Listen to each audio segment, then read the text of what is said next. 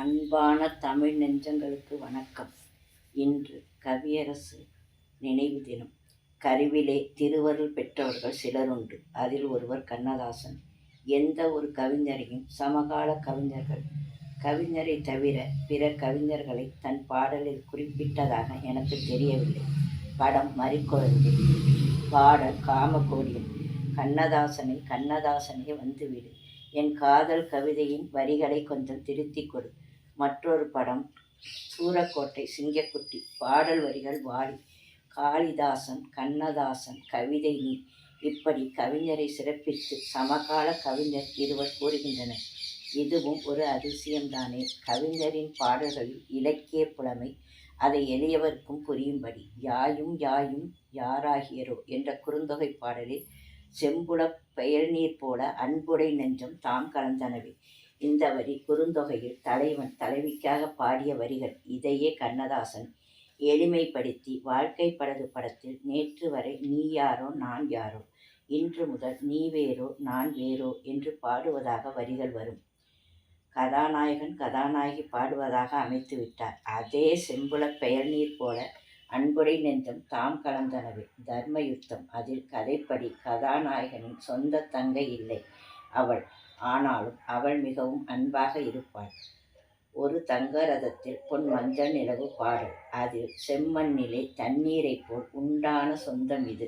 அங்கும் பொருத்தமாக இங்கும் பொருத்தமாக பொருத்திவிட்ட கவிஞர். அவருக்கு அவருடைய வரிகளே சிறப்பாக பொருந்திவிட்டன.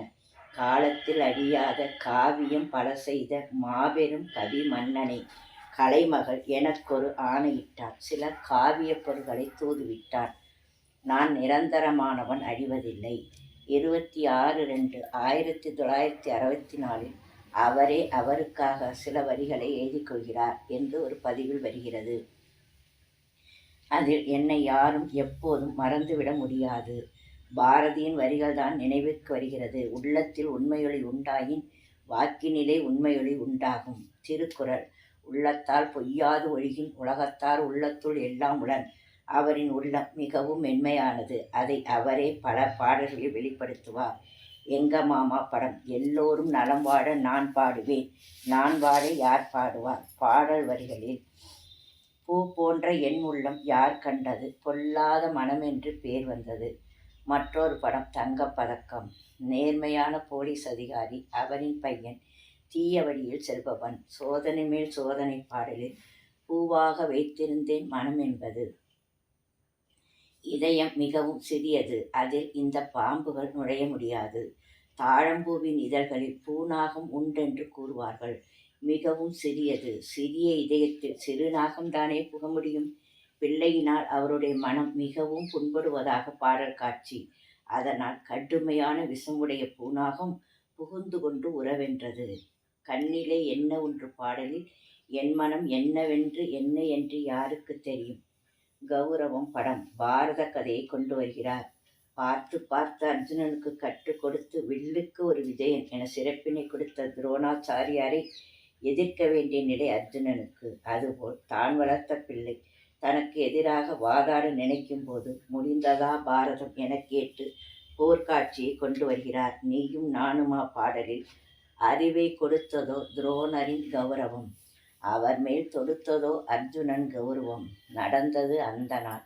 முடிந்ததா பாரதம். அதுபோல் வளர்த்த என்னையே எதிர்த்து வாதாடப் போகிறாயே, அதிலேயே வாமனன் 3 அடி மண் கேட்டது.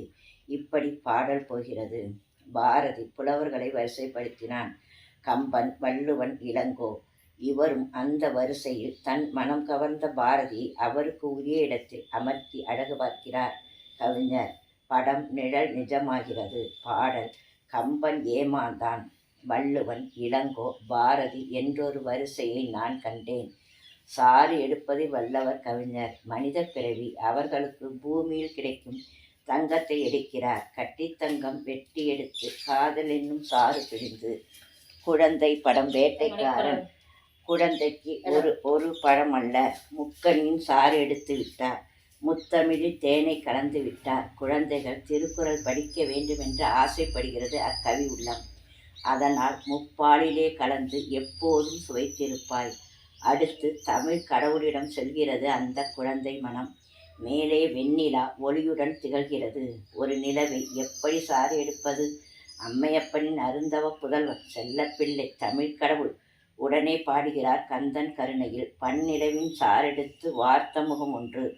பல படங்களில் அதில் வரும் கதாநாயகன் கதாநாயகி பெயர் வரும்படி அதில் ஒன்று குலமகள் ராதை. சந்திரன் அவன் பெயர். பெண் பாடும்போது பகலிலே சந்திரனை பார்க்கப் போனேன், இரவிலே வருவதாக ஒருத்தி சொன்னாள். மற்றொரு படம் அபூர்வ ராகங்கள். அதில் அவள் பெயர் பைரவி. முழுவதும் பார்த்தால் அவள் ஒரு பைரவி. இருமுறை வருவதாக வரும். இப்படி பல படங்களில். நன்றி, வணக்கம்.